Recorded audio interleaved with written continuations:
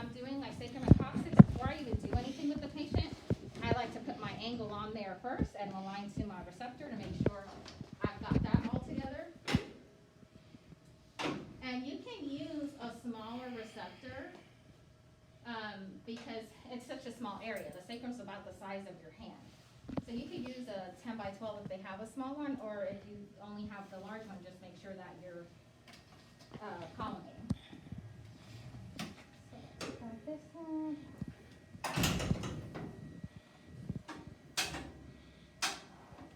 Alright, so I'm aligned there. Let me just check my SID.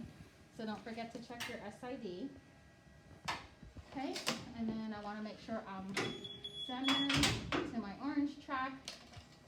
So I got my 40. I'm aligned to my Bucky. And I've got my 15-degree cephalic angle on there. So since I have a 15-degree cephalic angle, which one am I doing first? You're doing the sacrum. Correct, the sacrum, all right?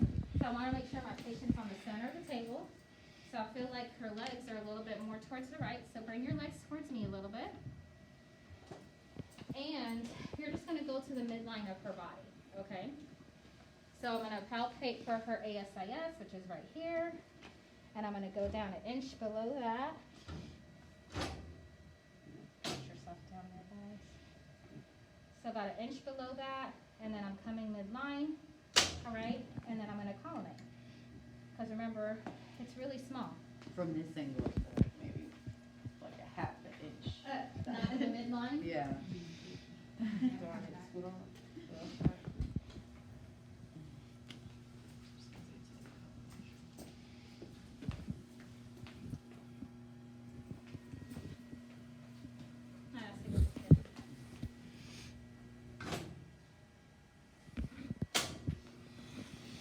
And you can mark any side that you like. It doesn't matter. I'm just going to mark the right side because it's closest to me. Okay.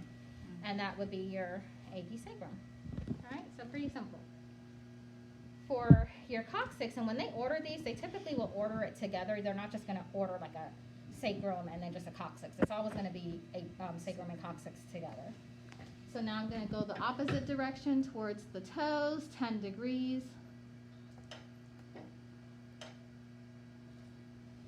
I am going to come back and align to my Bucky. Alright, so I'm lined up there. Using my ASIS again, still coming down an inch below that or 2 inches above the pubic symphysis. And then I'm staying midline. Alright? It's the same centering point for both. You can collimate in a little bit more if you want, because now we don't need to get the sacrum in there. We're just focusing on the coccyx, so you can bring it in a little bit, but make sure you put your marker in there. So that would be your AP coccyx. And the last one we have is our lateral. So we're doing a left lateral. The nice thing with the lateral is you get both in one. You don't have to do a separate lateral for the sacrum or one for the coccyx. So I have my patient turn onto their left side. The lateral doesn't have a angle on it, so I'm putting it perpendicular. Okay? But I do need to make sure I'm aligned here because I took that angle off. The centering point is going to be posterior to the ASIS. So do you guys remember how much we're coming posterior? 3 to 4 inches. Because remember, it's going to, your sacrum is going to really have that curvature, that convex curvature outward. So we want to make sure that we're not missing it. So feel for the ASIS, and then I'm going to bring my central ray posterior 3 to 4 inches. For this one, you don't so much have to make sure the whole body is in a true lateral. I mean, it's ideal if they can. It's really more so for the hips because we're just really focusing on the sacrum region.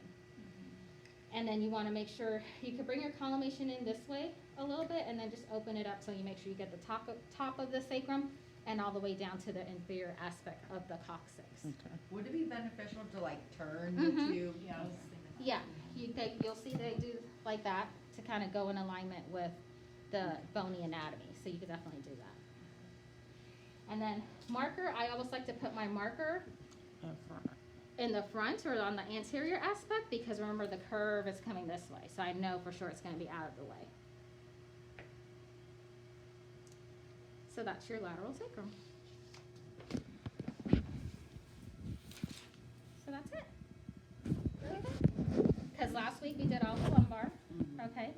So this was the only thing we learned new this week in addition to the SI joints, but I'm not gonna, We're not gonna do this. yeah, we're not gonna go over positioning for that. It'll just be on your written test. Okay. You, sorry, I can't remember. Was the SI joints an elective comp? Yes, Okay. it's elective. And so was the sacrum and coccyx, that's elective also.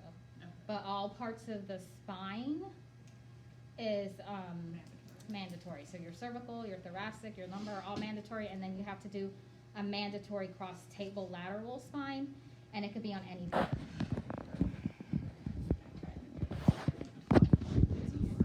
That's hungry. All right, so any questions? All right, so go ahead and start practicing.